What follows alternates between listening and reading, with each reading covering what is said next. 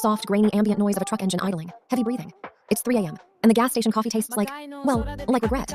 You look in the rearview mirror, and you don't even recognize the guy looking back. The bags under his eyes. They have bags of their own. People ask me, hey, why do you do it? Why do you pull these 12-hour shifts in the freezing rain while the rest of the world is tucked in, dreaming? I used to have an answer. Something about the grind. Something about hustle culture.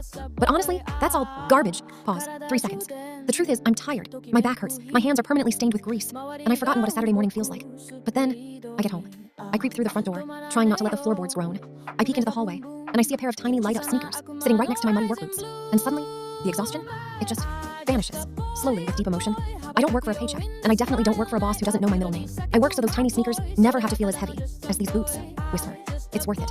Every single time. When the multiverse glitches and you're just trying to eat, scene start. Background, low hum of a fluorescent light, a slight distortion sound.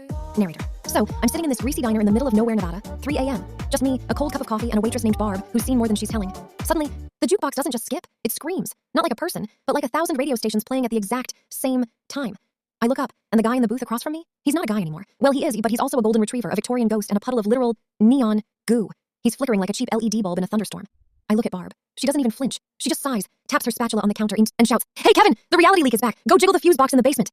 The creature thing lets out a low vibrating hum that vibrates my very teeth. It says in a voice that sounds like grinding tectonic plates, "I am the end of all linear time." Barb just rolls her eyes. She walks over, puts a fresh slice of cherry pie in front of the, whatever it is, and says, "That's nice, honey, but in this dimension we don't scream at the staff. Eat your pie before you evaporate." And the crazy part? The cosmic horror just slumps. It picks up a fork with a tentacle that looks suspiciously like a human thumb and starts eating. I took a sip of my coffee. It tasted like ozone and copper. I leaned over and whispered, "Barb, is he gonna pay for that?"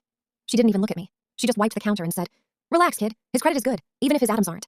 Welcome to Nevada. Don't forget to tip your server, if they're still in this physical plane when you leave."